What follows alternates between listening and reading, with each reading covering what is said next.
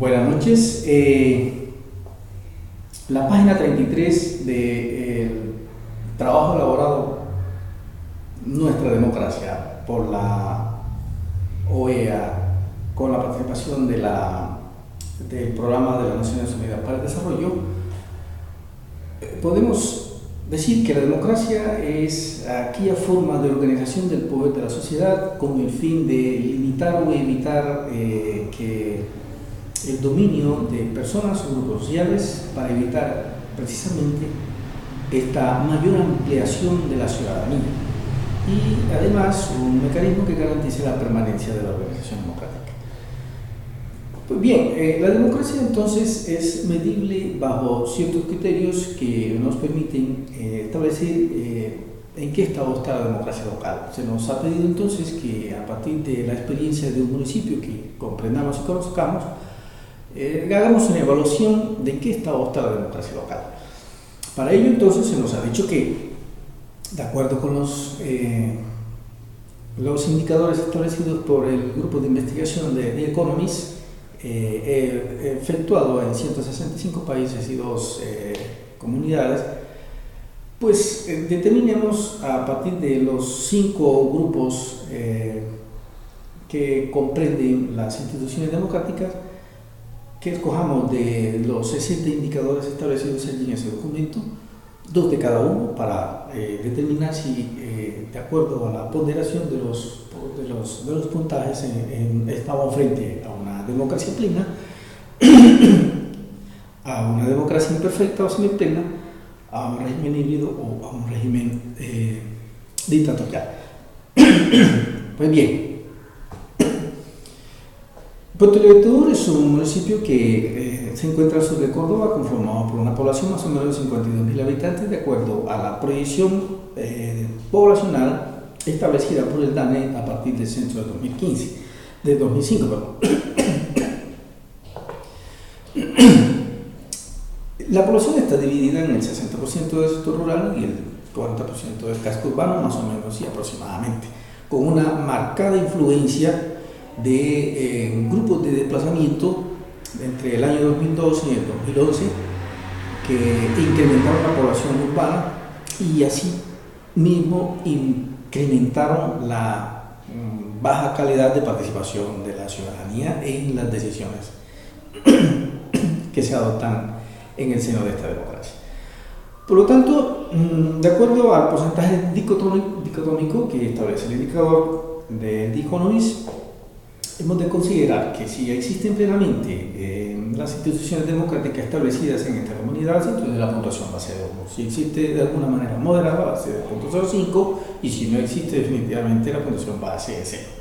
Empecemos entonces por evaluar si en Puerto Libertador el proceso electoral y pluralismo está marcado dentro de los criterios de evaluación de las democracias plenas, semiplenas, imperfectas, regímenes dictatoriales o híbridos.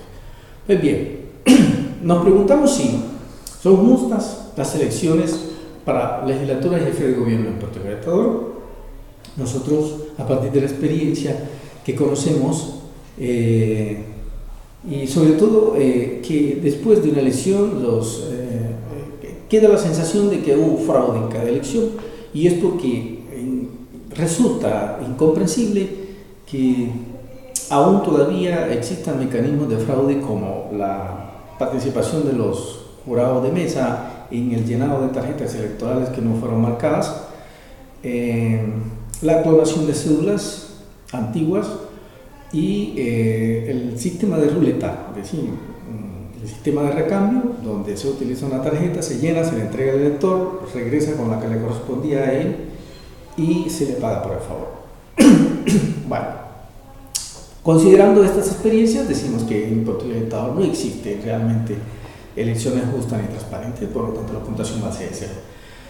En Puerto Libertador existen mecanismos claros establecidos y aceptados para transferir el gobierno después de las elecciones. Pues desafortunadamente decimos que no existe, y ninguno de los 3 criterios existe, más porque los gobiernos que se estrenan siempre se quejan de que el antecesor lo único que les entrega son las llaves para abrir su despacho. El resto no hacen entrega de información, no hacen entrega de la parte física, de la parte documental, es decir, no existe un proceso de empalme sin traumas que permita la continuidad del ejercicio de las políticas en ejecución. Por lo tanto, entonces vamos a asignar una puntuación de 0. Para el segundo ítem, es decir, para respecto del indicador que evalúa si el funcionamiento del gobierno es óptimo o no, preguntaremos si el legislador, es decir, el cuerpo normativo, en este caso que es el Consejo Municipal, es el órgano supremo con claro predominio sobre el gobierno local. Nosotros creemos que a partir del año 1998, en que se creó la teoría de que existe un gobierno y un gobierno eficaz, sí y solo si todos los concejales, afectos o no a la línea política del alcalde, se pliegan al ejercicio gubernativo del alcalde. En ese entonces se plantea de que a partir de unas construcciones negociales y de intereses democráticos se quiebra la voluntad del concejal en la definición de las iniciativas del alcalde. Prueba de ello es que el Consejo Municipal de Puerto Libertador produce alrededor de unas 10 o 14 acuerdos en el año y todas son de iniciativa del gobierno. Eso hace entonces comprender que es a la inversa, es decir, el gobierno municipal es el órgano supremo de la gobernabilidad local. Frente a si existe un sistema eficaz de controles y equilibrios en el ejercicio de la autoridad gubernamental, por la razón antecedente, es decir, por la cooptación del órgano legislativo por el ejecutivo, no existe realmente este sistema eficaz de control y equilibrio, lo que nosotros denominamos el sistema de pesos y contrapesos entre el consejo y el alcalde, porque precisamente existe una cooptación de la figura del órgano legislativo. Por lo tanto, mecanismos como la citación a los secretarios de despacho, como la crítica, como los debates críticos alrededor de las iniciativas, se producen iniciativas de baja calidad, no tienen control, por lo tanto hay un sistema normativo que realmente no es eficaz. En esa medida, pues vamos a calificar con 0 este criterio de evaluación, porque no existe en Puerto Libertador. Frente a el tercer indicador, es decir, si existe una participación política amplia o no en el municipio, vamos a considerar desde 2 criterios de evaluación si es cierto o no. El primero tiene que ver con la participación de la mujer en el órgano legislativo, es decir, qué cantidad de mujeres se hacen elegir para que integren el consejo. El Consejo Municipal de Puerto Libertador está integrado por 13 concejales, de las cuales en el año 2011 se eligieron 4 y en el año 2015 se eligieron 3. Sin embargo, hay una participación mayor al 20% exigido por el indicador, porque el indicador en este caso, si la participación es mayor del 20%, le asigna un valor de 1. En este caso vamos a asignarle un valor de 1 a este criterio de evaluación, a este indicador. Si existe compromiso ciudadano con la política local, ¿qué porcentaje de ciudadanos están interesados? Y si son mayores al 60%, pues la calificación va a ser 1. Con base en los resultados electorales del 2011 y 2015, siendo el censo electoral en el 2011 de 23.426 cédulas aptas para votar, y en el 2015 de 25.322, la participación electoral en ese entonces, en el 2011, fue del 69.08%, mientras en el 2015 es del 69.37%. Por lo tanto, esta participación es mayor al porcentaje que trae el indicador para asignar una calificación de 1. Con esto entonces vamos a proceder a calificar si existe cultura política en Puerto Libertador de acuerdo a su grado de formación en la democracia. Pues bien, preguntamos qué porcentaje de la población desea que sus gobiernos sean integrados por personas expertas o por personas de algún nivel tecnocrático. o tecnócratas. Pues bien, en Puerto Libertador la mayoría de la gente se hace sugerir por una consideración más que todo personalista. Lo que en otras palabras significa es que la gente se guía más por consideraciones personales que por consideraciones objetivas. Conceptos como el altruismo, conceptos como la filantropía, conceptos como las cualidades histriónicas del candidato van a influir más en la decisión del elector que aquellas consideraciones de carácter técnico o cognitiva. Por lo tanto, nosotros creemos que este tipo de criterio de evaluación va a tener una baja incidencia, por lo tanto la calificación va a ser 1.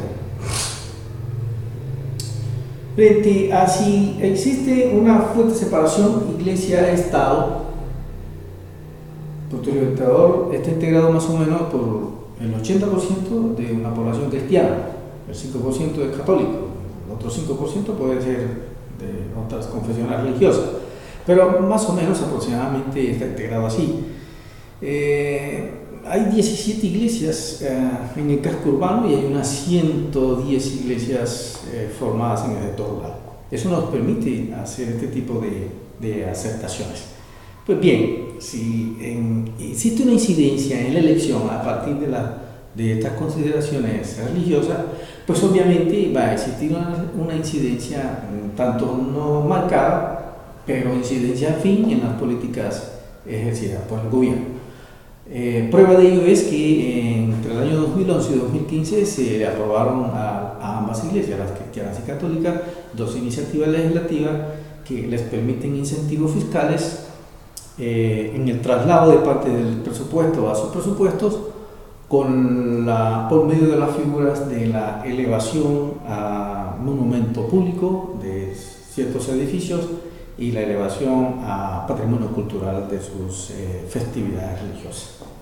Por medio de ese mecanismo, entonces se crearon incentivos para este tipo de iglesias. Como no existe entonces una fuerte separación, más bien es una separación moderada, la calificación va a ser de 0.5%. Si existen medios electrónicos gratuitos, en Puerto Libertador no existen. Solamente este año se empieza a construir una fuente de señal tipo Wi-Fi gratuita y por lo tanto la calificación va a ser de 0. Frente al último indicador, frente al último grupo, que es el que le corresponde a las libertades civiles, nosotros preguntamos si el anterior criterio correspondía a este grupo. Por lo tanto, vamos a evaluar si existe libertad de expresión y libertad de protesta en Puerto Libertador. Solamente en el año 2013 hubo una movilización de protesta ciudadana alrededor de algunas actividades empresariales privadas, más no el gobierno. El gobierno nunca se le ha hecho protesta en Puerto Libertador. Existe realmente de manera formal la libertad de protesta, pero por falta de liderazgo no se motiva a la población.